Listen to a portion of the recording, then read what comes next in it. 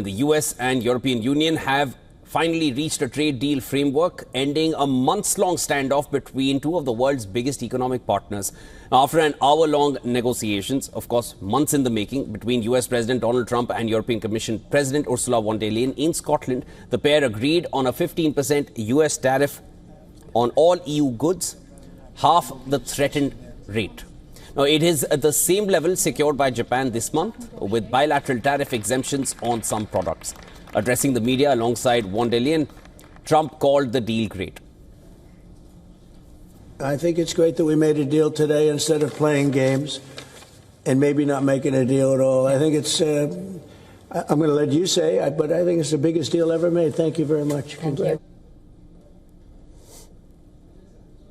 Ursula von der Leyen, describing Trump as a tough negotiator, said that the 15% tariff applied across the board, later telling reporters that it was the best they could get. 15% is not to be underestimated, but it is the best we could get. It's overall across the board. Important was for us, it includes not only the cars, so go down with the tariffs for cars to 15%, but also all goods and semiconductor and pharma. The EU also committed to buy $750 billion of liquefied natural gas, oil and nuclear fuels from the United States, split equally over 3 years to replace Russian energy sources. And it will pour $600 billion more in additional investments in the United States.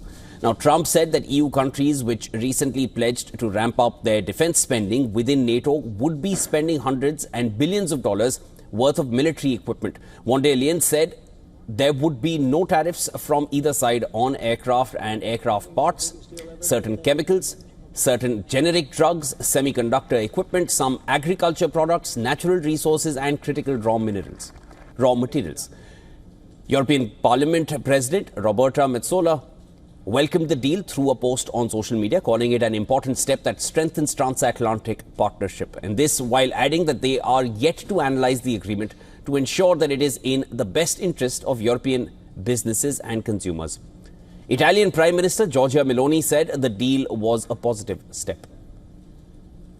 I consider it positive that there is an agreement, but if I don't see the details, I'm not able to judge it properly. German Chancellor Friedrich Merz welcomed the deal, saying it averted a trade conflict that would have hit Germany's export-driven economy and its large auto sector hard.